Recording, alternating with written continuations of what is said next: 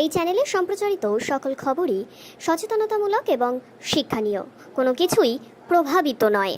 ফুল ভালোবাসে না এমন মানুষ খুঁজে পাওয়া যাবেই না। ফুলের টানে মানুষ দূর দূরান্তে পাড়ি দিচ্ছে। রংবাহারি ফুলের মাঝে সময় কাটাতে কে না চায় বলুন তো? পরিবেশ দূষণের পরিবেশ যখন বিপন্ন, সরকার এবং বিভিন্ন স্বেচ্ছাসেবী সংস্থা থেকে দূষণ প্রতিরোধের বিভিন্ন কর্মসূচি নেওয়া হয়েছে। সেই রকমই এক মহতী উদ্যোগ পালিত হলো পূর্ব মেদিনীপুর জেলার তমলুক শহরে।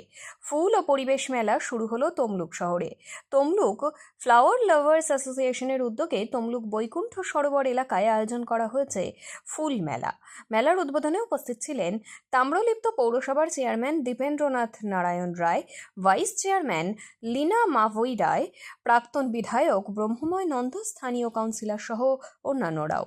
শুরু হলো পুষ্প প্রদর্শনী, কদিন চলবে এবং কি কি ফুলের গাছ রয়েছে এবারে প্রদর্শনীতে? এবারের মেলা 44 বছরে পড়ল। 3 তারিখ থেকে 6 তারিখ এই 4 দিন চলবে মেলা। 42টি বিভাগে, মোটামুটি 42টি বিভাগে প্রতিযোগিতা চলছে।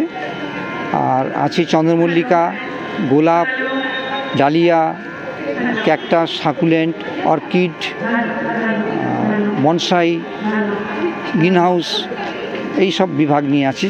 এবং বোগেনভেলিয়া আছে, এবং সাইকি বলে একটা জিনিস হয়েছে, বনসাইয়ের একটা গ্রুপ, সেটাও আমাদের রাখা আছে। কতটা ফুলের দেখছেন তমলুকে? আমরা দেখেছি ভালো, ফুলের মান খুব ভালো এসছে। আর এসছেন তমলুক তো বটেই, এছাড়া বাইরে শ্রীরামপুর এবং পশ্চিম মেদিনীপুর থেকেও এখানে কাজ এসছে। আপনার নাম? আমার নাম বিতর্ষক পট্টনায়ক। কি পদে রয়েছে? আমি আসলে অ্যাসোসিয়েশনের ফাউন্ডার মেম্বার।